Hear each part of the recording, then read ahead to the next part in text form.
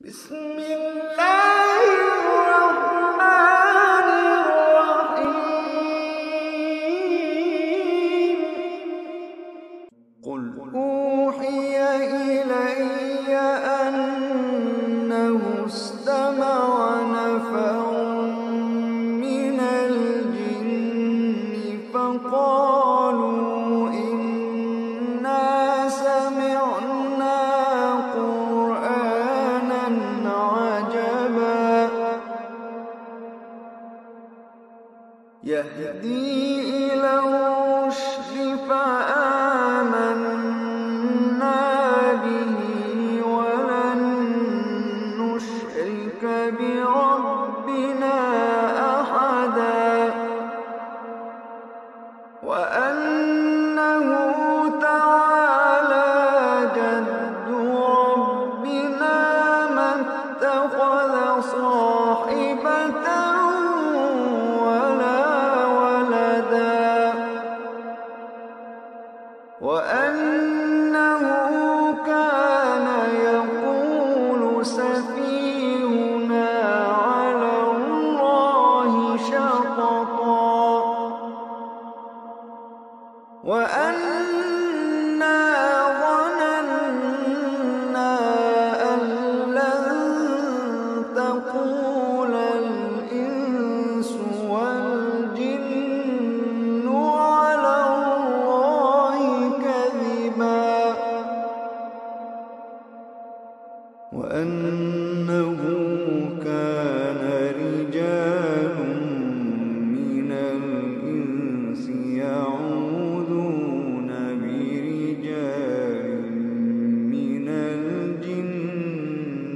فزادوهم رهقا وأنهم ظنوا كما ظننتم أن لن يبعث الله أحدا وأنا لمسنا السماء فوجدناها ملئت حرسا شديدا وشهبا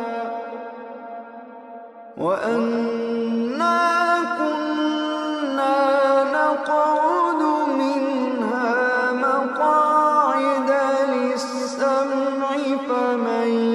يستمع الآن يجد له شهابا رصدا وأنا لا ندري أشر أريد بمن في الأرض أم أراد بهم ربهم رشدا وأنا لا ندري أشر أريد بمن في الأرض أم أراد بهم ربهم رشدا وأنا منا الصالحون ومنا دون ذلك كنا طرائق قددا وأنا ظننا أن لن نعجز الله في الأرض ولن نعجزه هربا وأنا لما سمعنا الهدى آمنا به فمن يؤمن بربه فلا يخاف بخسا ولا رهقا وأن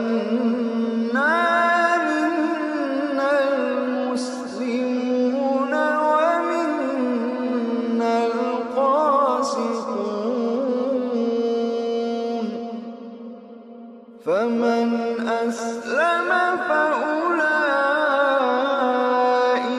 تحروا رشدا وأما القاسطون فكانوا لجهنم حطبا وأن لو استقاموا على الطريقة لأسقيناهم